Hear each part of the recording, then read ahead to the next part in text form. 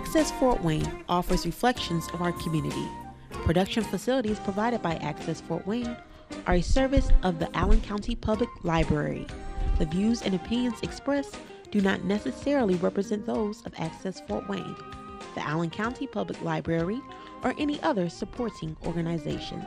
For more information about creating your own television program with Access Fort Wayne, call 421-1250.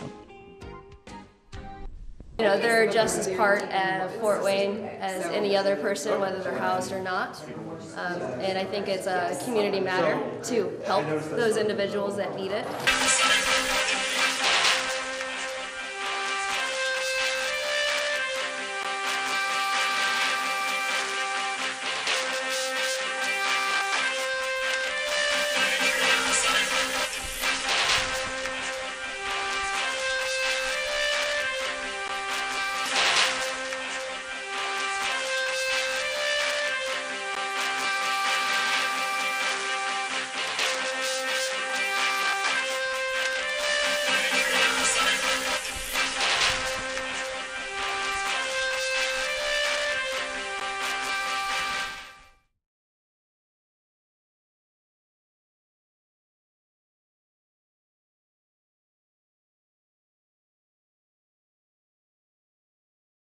I've been off and on, sometimes intentionally, sometimes not, homeless for going on 15 years. We need to be calling the mayor, calling city council, sending those emails, showing up at city council, and not giving up. The ordinance that they read earlier criminalized sleeping, and it provided for a fine of $2,500.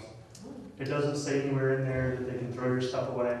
It doesn't say anywhere that they can come in and take your stuff with them. And some of them, yes, will probably be criminals, and so what? It's a whole population. There's people that aren't homeless. Find a lot of them in Congress. Another thing I'd like to touch point on that I just recently found out, and I've been denied for Bright Point Canine, I get paid cash at my job. So then my parents have to spend another $170 a week just so that my son can be walked while I work. I didn't know, having a cash job for over a year, that would be a hurdle that I'm struggling with right now.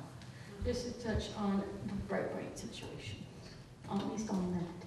I don't know what you need to have the energy assistance from Canine or any of the other stuff from Canine, but now I'm trying to get into on my way pre-K, and they're hoping that the qualifications are a lot lighter. And they've been trying to work with me. My boss said, you know, sometimes I will give her cash and not a personal check. If he would have said, yeah, 4 weeks out of the month, I'll write her a check, which I don't know why it's so hard, I would have Canine right now. See, that's the other layer of what we think is regular society. If, you know, someone, this is the under the table, which is the other society of the poor and the working poor, okay? And so that, you know, you probably don't earn enough to even be taxed, but you probably have to file some form that you're receiving money, and the employer has to file some form that they're paying money. But if people think that people who are poor and people who are close to desperate don't have an economy by which they live, then you don't know what's going on. And my guess is a lot of people who don't work with very poor, very sick, marginal people have no idea. This is illegal. What should she do, starve? I mean, we need units, okay? We need units. If we had these places, you know, people could get into them, and then, I don't know why someone isn't helping you to break, see, this always gets me. That's what's missing, the tax piece.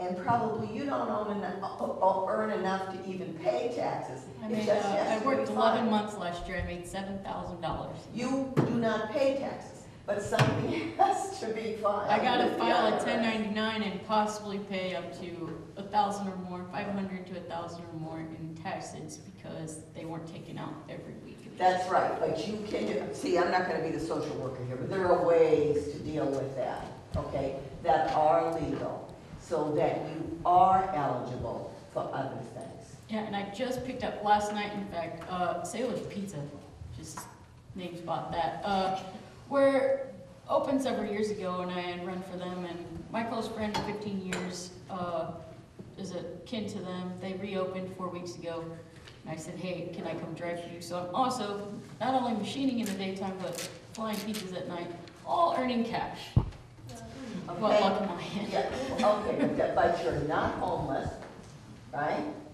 You're feeding your I child. rent, which feels like homelessness. Okay, but there are other, see, this is one of the things that Mangano says, we're not organized. We operate in silos is what they're called, okay? I'm sorry I'm old. I've already done that before. Probably the young woman and I didn't know this is what you do. There's a lot of legal things that you have to take care of. These are called papers to be filed. That's it. Papers to be filed. That's it. So, God, see, when I hear things like this, it just makes me nuts. Because it's just what needs to be done. You would declare every quarter, you know, how much you tell the IRS that. It's a paper to be filed. Right, all you do is you make an estimated That's quarterly exactly payment right. to the state of Indiana and the federal government. Just hearing about It's Alice, arranged and ahead I of heard time. about that, and I'm like, well, that's me. That is you, yeah. I need to okay. find out about that organization. So there are people that know how to do that, and they all need to be coordinated. So how many times, you know, this is a step up from Sally, we need the next step to help, and then the next step, and then the next step. The only thing wrong with homeless people, the first thing wrong with homeless people, they do not have a home. I'm Quentin. I've been homeless for 3.5 months. And with these 3 lovely ladies at the table up here, they have really kind of opened up my eyes of being on the streets and not having a whole lot of support. So for that, I say thank you. And a couple of ideas that I was thinking was, and instead of having more of the baseball stadiums and things like that coming downtown, that there should be more male and female shelters going up. And because of that, one is like what you were saying, that we gotta shelter these homeless so then they won't end up breaking the law or end up in jail and for other people to pay out of pocket to just get them out, and well, then they will end up being back in the same spot where they at. Which it's kind of hard to imagine because, and in that 3.5 months, I have witnessed kids under the age of 10 with their mother and sleeping in tents and things like that. Thankful that they got off of the streets before the winter hit in December. And then that was when I first met Miss Sally, which is, like I said, Miss Sally is a very wonderful lady. She's a very graceful person, because these people who are out panhandling and things like that, they don't get the respect with people driving by because because they're being picked on because they're homeless in their situation. But then again, there's some people who have a whole lot of money and just says, well, I'm just doing this because I see other people do it, which is kind of unfair anyway to say that if you are or are not homeless, and it all goes back to what Ms. Sally said about having an address. If you don't have an address, it's like what Ms. Sally said, you can't call your own, then yeah, then you are homeless. But if you see some of these people who have a job and who are panhandling, and that is, like I said, that's dissuading the homeless from doing what they need to do to try to get off the streets. And that's why I was honestly thinking more of the showers should go up and things like that. Thank you so much. Yeah, good question. Okay. Hi, my name is Brian. Federal government has funds for rapid rehousing as well as for homelessness prohibition mechanisms. A lot of times these can only be awarded to grant writing organizations such as state and federal government, state and city governments, and municipalities. I know that with Mr. McCoy joining the United Way, this has been something that he's tasked to say that he was going to continue to help with, and through the local phone number, I think that's provided some of that assistance. Setting up a 501c3 is not a complicated issue. Receiving funds while your 501c3 application is pending is something that can be done. That process takes about a year. So while you're doing that, you can receive funds and help distribute it and ask for grants.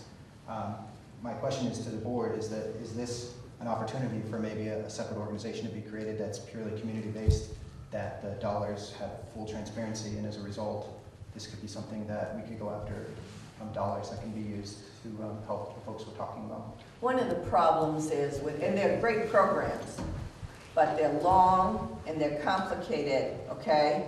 And some of these programs you have to have, and this is the truth, and I have no problem saying it, you have to have a community match. At Park Center, the now CEO, about 25 years ago, wrote a grant for like single occupancy, like a mission but with separate rooms, okay, so that people weren't afraid. We did not get the community match, okay? So on a lot of federal programs, you still have to have the community match. There are, lots of agencies are looking for this, okay? There's a lot of people individually, SCAN, I think Park Center, I mean, I don't know them, that isn't where I work right now, but I think Vincent House, there's lots of people doing it, and maybe this could be a 501c3. But again, you have to have the match. And again, the mindset here, I'm sorry to say, is that these people are responsible. There's the mission. They don't want to go in it. It's their fault. I'm sorry, I'll re-ask my question for the group. My answer is Yeah, yes. do you believe that there's an opportunity here for a 501c3 to possibly be created? Common Ground has an intention to become a 501c3. See, all these people have made so much publicity that it is possible now. Absolutely. Why is there so much prejudice against the homeless? What is it that people turn their nose away at? Fear. It's painful. Fear. Not understanding why they're in that position? Fear of unknown or fear of possibility of ending there themselves. Well, fear of the responsibility to help. It's painful to meet someone else in their sphere of pain. People would rather look away and just pretend like everything's okay. I'm inside out of mind. It's easier to blame the victim. It's easier to blame the victim, okay, than to do something about it. sometimes people feel like they lose something if they give something away. You know, Like they there's not help other enough. people, they're losing, there's something they're losing and they're scared to lose something.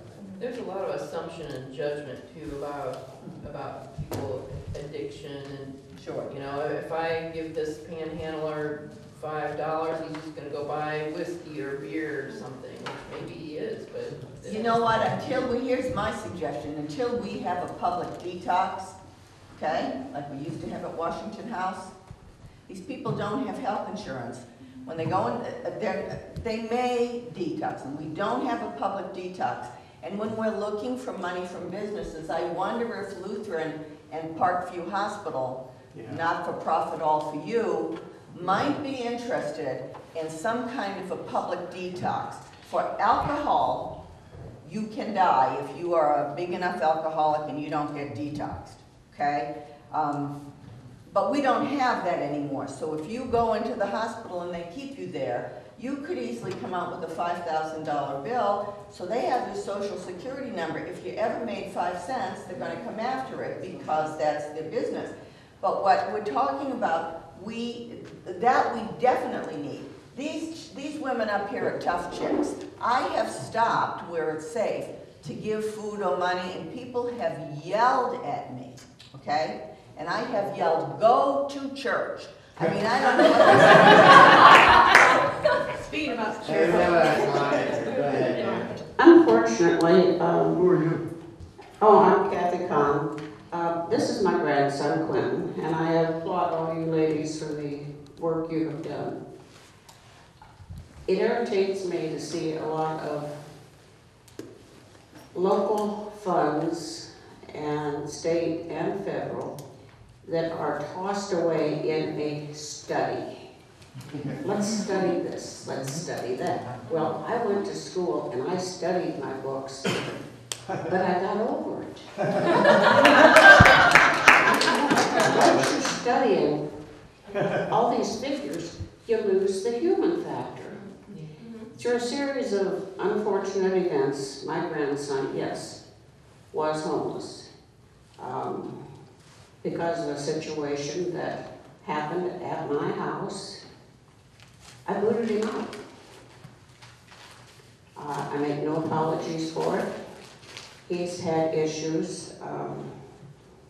2 years ago, I inherited 2 grandsons when my daughter was hit by a car in the street and died. So I became the proud mother/grandmother of 2 boys with serious issues. The other boy has 5 major medical, physical diagnoses and will probably never live independently. He's a wonderful young man. He'll be 25 in a couple days.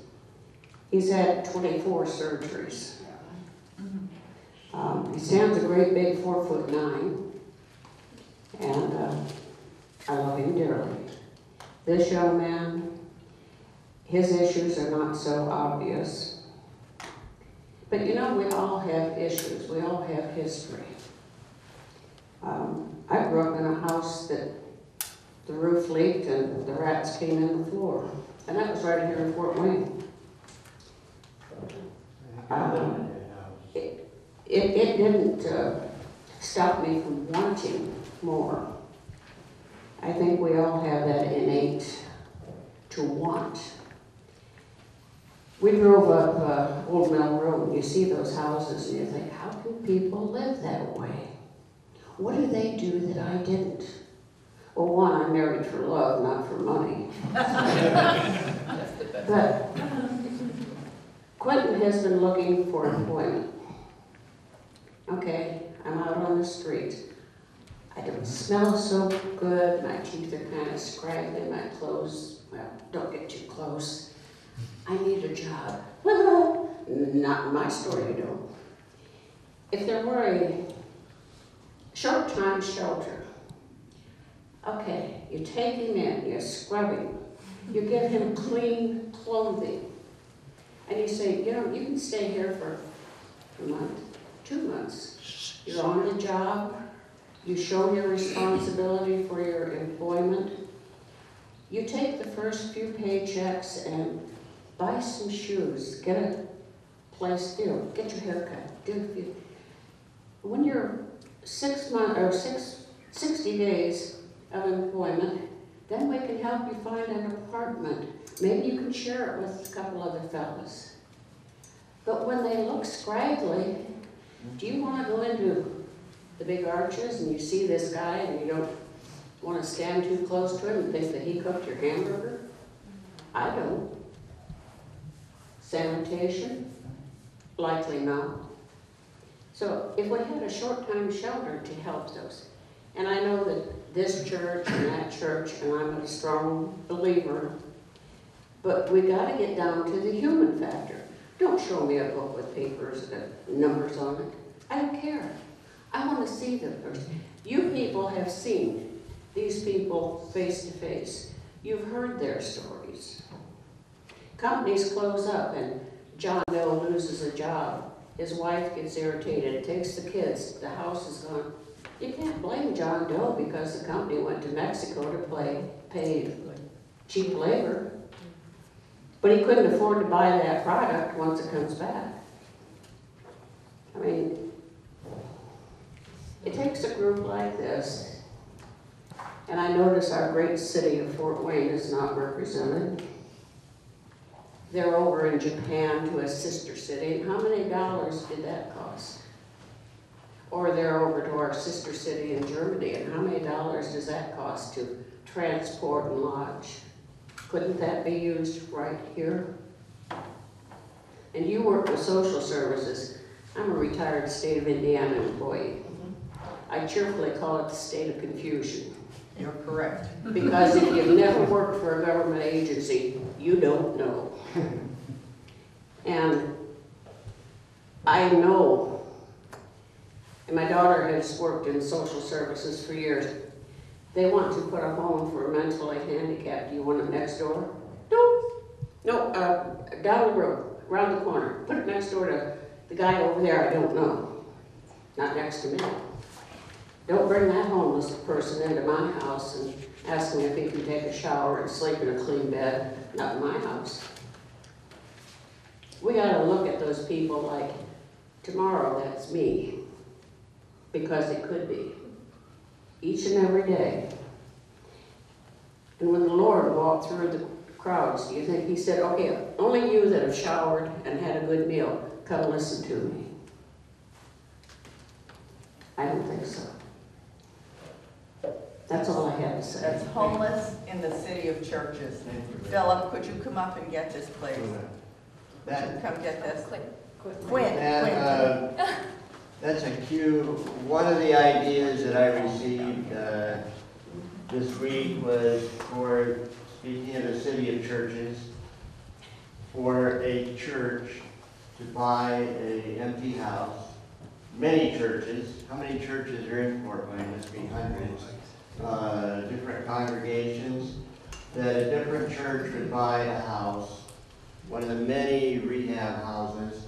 Homeless people could be paid to fix them up and live in them. So anybody have any ideas on that? Is that feasible? Terry Anderson, I'm going to pick on you because this is Reverend Anderson. He was on our show last year, and he ran for city council on a great concept, compassion. Which I won't comment on whether it was a mistake or not. But anyway, I wish you'd won. So is that a good idea, Terry? Terry, you're the something with the mayor, right? The appointee of something. What do you appoint you to? Go ahead. I've talked enough last year. I don't have any more words right now. But okay. Of course, it's feasible. Churches could do more. City government could do more. But the real issue for me is that it really is an issue of the will of the community to be more compassionate, to meet people's basic needs. And I'm not convinced that we have that will. And I don't mean just political will, because it doesn't come first from our elected officials. It comes from all of us. And with regard to the mayor, My day job is to run an emergency family shelter in Fort Wayne. So we do that for 10 families at a time. But I also have a little business card that says I'm senior advisor to the mayor, but that really means that I can get into his office and talk once in a while.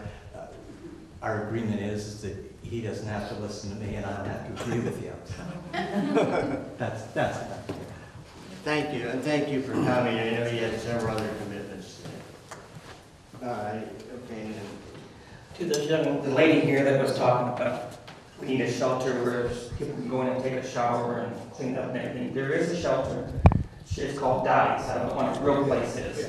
And they do allow you to come in and shower, sleep, use the computer and stuff like that. And no questions asked. You got to put your name down. You can't just go in and take a shower. You got to do that.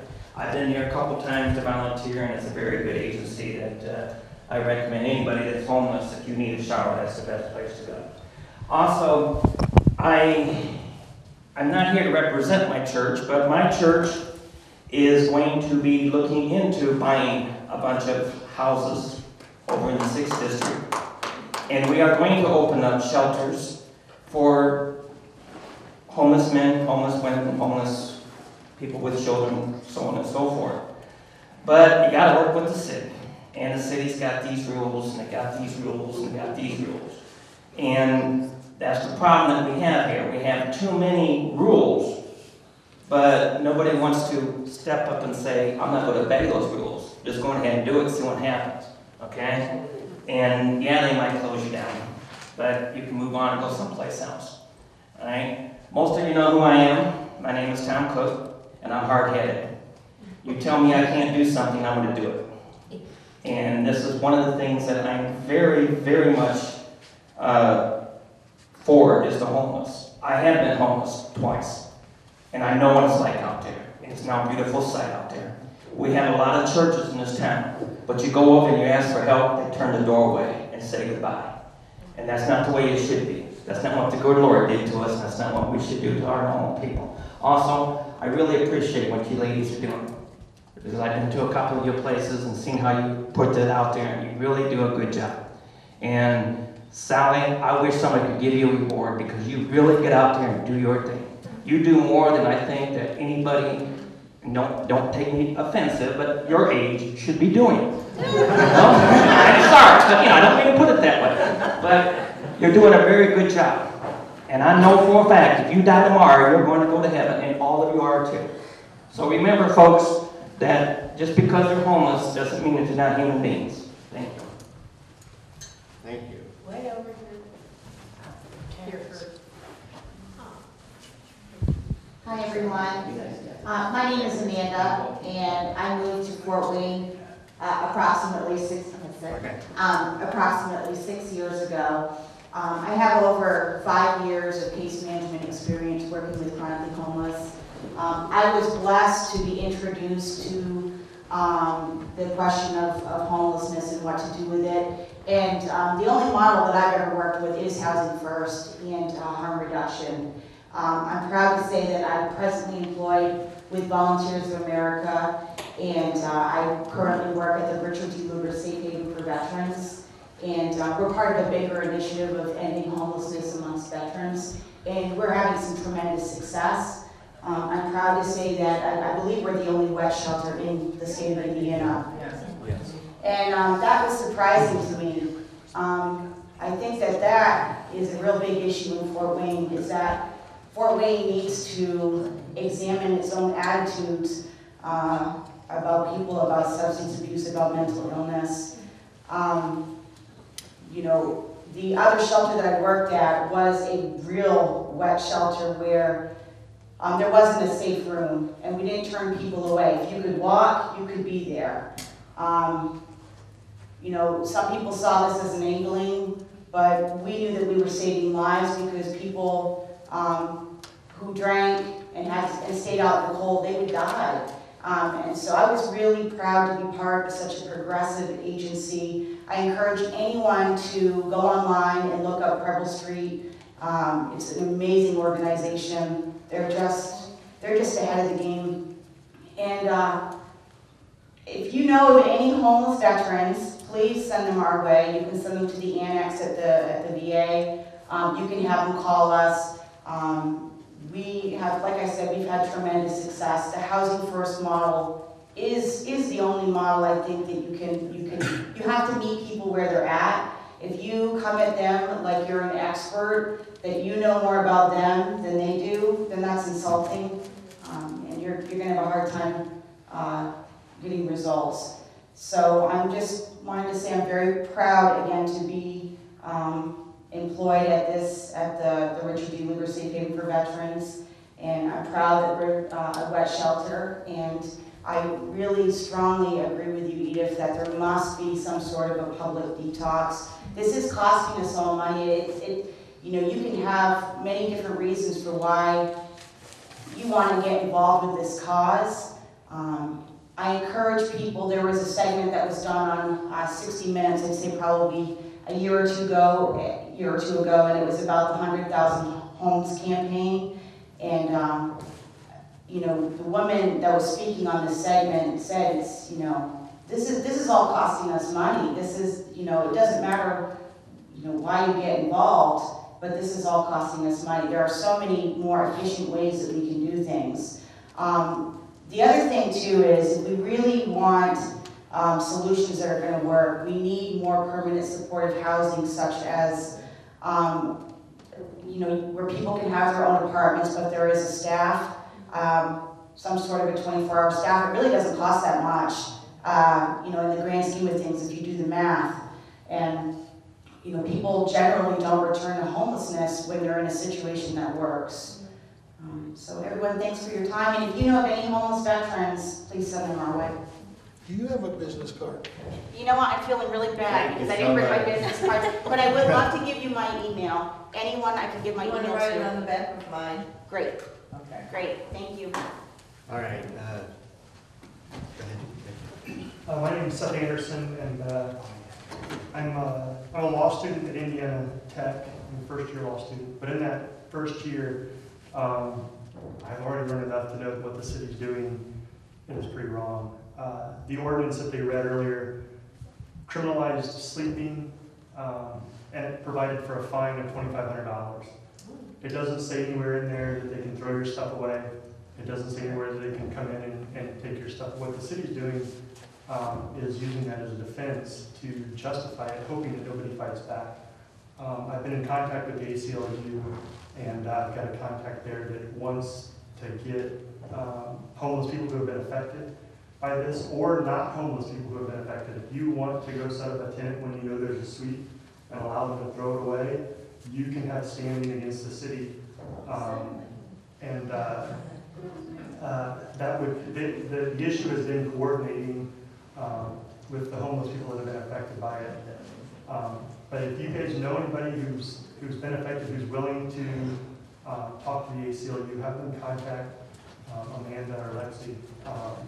And I got the information to them, but I can also email them the information as well. But the justice moves slowly, but it moves efficiently and effectively. And this case has been tried in probably a dozen other places, in Honolulu and San Francisco and New York.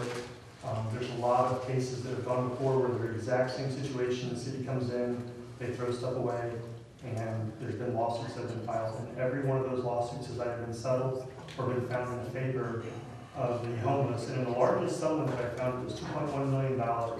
And a lot of that money was set aside for homeless housing and homeless help. That set up a fund in order to see more of a cure to this problem, to the issue, rather than more of a problem.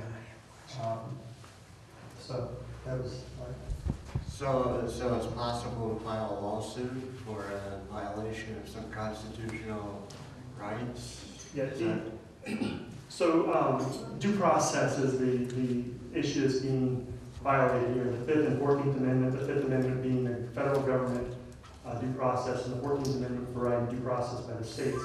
Due process is the requirement of notice and a right to be heard. So before you can be deprived of life, liberty, or property under the law, you have to have notice and you have to have an opportunity to be heard. In Indianapolis, they created a Bill of Rights for homeless last year around this time that the city passed that provided for basically let homeless move about without being unencumbered. Their property was to be treated with the same privacy rights as any other person's privacy within their home. They had a right to emergency medical services. They had several rights, but one of those rights they also had was a right to a 15-day notice before their stuff was confiscated and a 60-day storage of that stuff where they could come and reclaim their items. The mayor actually vetoed that bill, and the reason he vetoed it was because he said these are rights they already have, and he was right in that. So the stuff that's being thrown away is being deprived without a right to be heard. There's no recourse where somebody can come and say, hey, that was my stuff, and here's, it's my stuff. And the fine should be the only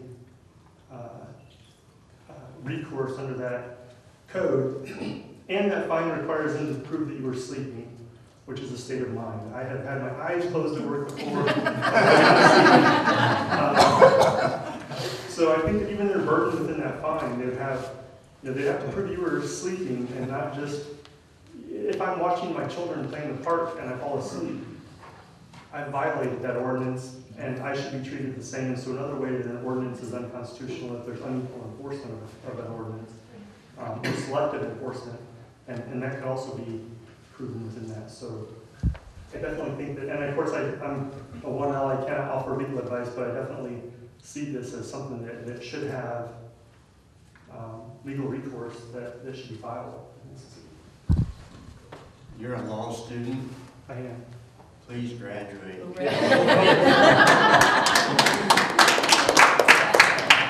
I'm going to start wrapping up. You guys have been great. So if any other questions right quick?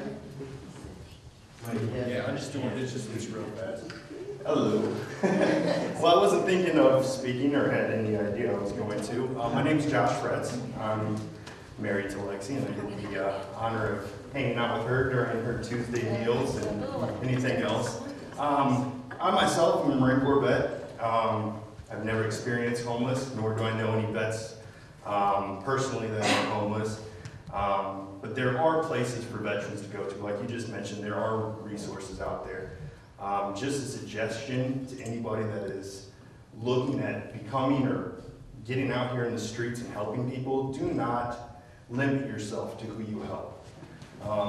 I've heard of certain people that go out and do things that just specifically want to help veterans. And homelessness doesn't pick or choose if you're a veteran or not. The evictions don't pick or choose if you're a veteran or not. So when you go out there in the streets, be willing to help anybody. We are all part of this community, so don't just collect clothing or anything else just for veterans. Make sure that you're willing to help anybody else out there. And the same with you. You have a child. If you're just limiting yourself, that could be hurting you and your child as far as making sure that you guys get help. So if you are ever interested in getting out here and working with the street teams or anything, don't limit yourself to who you can help. And that's about it. Thank you, Josh. Thank you very much. Where am I going? Why don't you let that? Okay. No, you fine. I just wanted to say, I don't think you're joining the Marines so people could be homeless. So thank you for that comment. I got one last question. How can we get all the churches in this Fort Wayne area to get together and start helping what they're supposed to be doing? Christians are supposed to help each other, because this is a community, and I'd like to know why the churches are not doing that. Well, some of them are, and some of them are in discussions with us and with other people. So I definitely don't want it to be said that the churches are not doing anything, because that's not true. We have places that have meals, there are churches that collect things for us, and there are churches who are in discussions about warming centers, things that, and shelters, things that they want to do. I want to say real quickly about this ordinance that I read earlier as we're wrapping up. If people do not get loud about this ordinance, that you want this ordinance to change, it's not going to change. So for this to happen, we need to be calling the mayor, calling city council, sending those emails, showing up at city council, and not giving up. Because until this ordinance changes, these evictions are going to continue to happen. Thank you, ma'am. Lexie, why don't you guys wrap up and we'll get your last comment. Okay. Since they got the mic. Go ahead. Amanda, that's fantastic. That's the point of this whole board right there. Yes, I do want to piggyback on what Amanda said. That is very important. We have attended meetings with officials, with, councilmen, with Fort Wayne Police Department present, Waste Management present, and we've tried to discuss ways to alleviate the the cost and the loss of items during these evictions and ways to help, and they will not even engage in the conversation because that is technically against this ordinance. So until this ordinance is rewritten or repealed, they can't technically even talk about it. It's not that they won't. Some of them just won't, that's true, but it's not right to say that all of them won't. It's just that they can't because that binds them. They can't go against that ordinance. It's written, so it has to be done. So there's too much red tape. Red tape, yes. Thank you for coming. About the churches, not only do we have to be housing first, but we also have to be community first. A lot of the churches, as you know, are donating more funds to overseas missions. And I think the greater amount of their funds should go straight right here to this community, or their own communities first. A higher percentage to their own communities before helping others. It's great they send missions across seas, but make sure they're taking care of people at home first and foremost. Yes. Thank you so much. I would like to say one thing about this young man. No, I don't need a mic. I am so proud of him for getting up and speaking. I work with him through an agency. I was one of them that was out where the homeless stays looking for him. And the experience I got seeing some of these homeless people is what got me very interested in this. It's just unreal. And I'm very proud of him for what.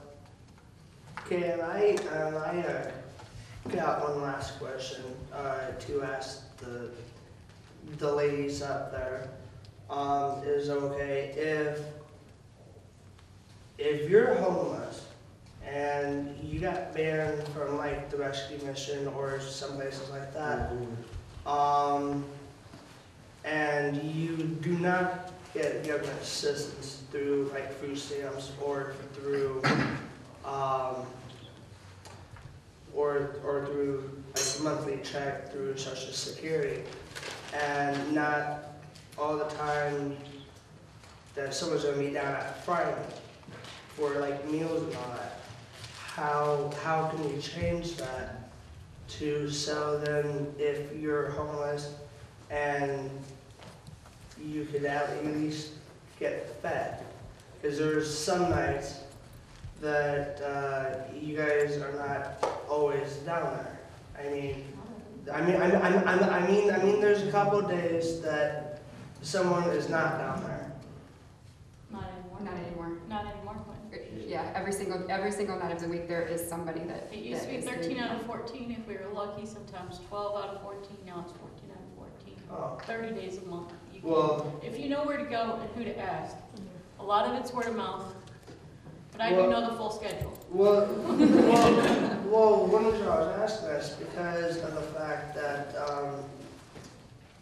when I was on the streets, I know I always go down to Miss Sally. I always go down to like the Misfits and to Lexie and Tom and Gina and all that every single day when I know that they're going to be down there. But at the time when I was on the streets, I know I was down at Fryman one day, and because I was told that there was someone going to be down there, and ended up not showing. That's what I was asking that question. We have actually, Lexie and I have actually said to, and I would like to figure out with you later who that was, what night of the week that was, and when it was, because we have said that Lexie and I personally are willing to cover other nights if there is someone that has to cancel. And we're very sorry that happened, and we want to figure out how that does not happen again. And we do actually intend to have a line that will be part of Common Ground Reach's phone number that you will be able to call, where can I eat today? And that question will be asked, because the times do vary that these meals take place in public locations. I was working, well, before my case manager stopped working for Park Centers, she and I were building a list to make it on paper instead of word of mouth. And I was going behind closed doors to do that. And we had it all written out, and then she quit her job. So I was wondering whatever happened to that list, trying to comprise that. So I'm glad to hear about the hotline. Yeah, and we that have as well. the list. So we need to spread the word about that number, because yeah, it is hard to get on paper, because we don't want to draw unwanted attention. We want this to go to people that we could help, you know, not people to put their situation come down there just because. Another thing, what was I going to say? It's okay. That another huge need we need is, say you're homeless and you just lost everything, and then you built something up and the city took down your tent. Well, what do you have in your back pocket? Are your back pockets even the stuff you left, whatever home, you know, you live all your life, your mom keeps your birth certificate, your social security card. But if you're away from all that, we need a way, people coming down saying, do you have those 3 identification cards that you need? Do you have your birth certificate, ID, all that? Because they tell you, you cannot get a job or medical help, or, so Matthew 25, you've been on that don't ask them for ID when they go to Matthew 25 on certain days. But help to get their identification back, because that's a huge hurdle from being able to get a job. And Broadway Christian Church does help with that. I need to say that out there, but yeah. How about the Lutheran Church? I don't know them with that particular thing, but I do know Broadway Christian downtown. And I know Broadway Christian, you gotta be there 9 a.m. There needs to be something to get you there, yeah, to get the word out on the street, not to where we have to go to them, but some people, middle ground, to make sure that that step is made, and meet with them weekly until those 3 identification cards are met. I know Bruce Currington has gotten all 3 of his finally. But I have said that for the last more than a couple years, that that's a big need. Not only food, the next step then is also identification. 3rd is shelters and actual homes that they can call home. Well, thank you, everybody. Thank you.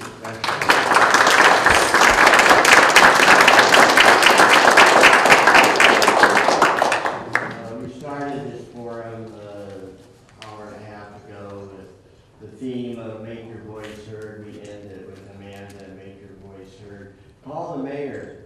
You know, as I said, the changes that this program has brought to the city has come from people like you, never from the big shots, the city council, the mayors, and stuff like that. It's been people who said, hey, we need a women's movement, we need a women's bureau, and it happened. So you inspire me. You know, I get very down on American values, and so I come, people like Lexie and Amanda, Sally, they inspire me, and now I see that they are not alone in the city. Again, I want to thank Unitarian.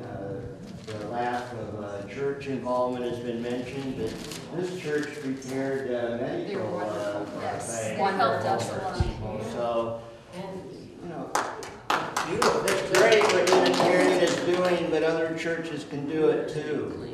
So that's one thing. That's why I call it Homeless in the City of Churches. Church is supposed to be the buffer between politics and greed and all that and homeless people. Oh, Edith, you're still here. I thought you left. I want to say one thing, as a licensed clinical social worker, there is a large burden, in my opinion, on the healthcare agencies first. You can't ask a church to take someone in who's psychotic or someone who is addicted and not detoxed. This is and that's why I'm in this, because now healthcare is more available. The burden is on healthcare agencies to help us with the most chronic. The churches probably are better with people who may be temporarily without a house, they lost a job, they lost a car. But healthcare agencies, I'm calling you. Patty, you gonna say something? There you go, don't get up. I'd like to thank everybody for coming here to this forum. I'm assistant to Terry Dorn, and we did a lot of work getting this done and getting all the people interested to come. And thank you so much. You have enriched us all, and you're helping us help the homeless. Thank you so much. Applaud to you. Thank you.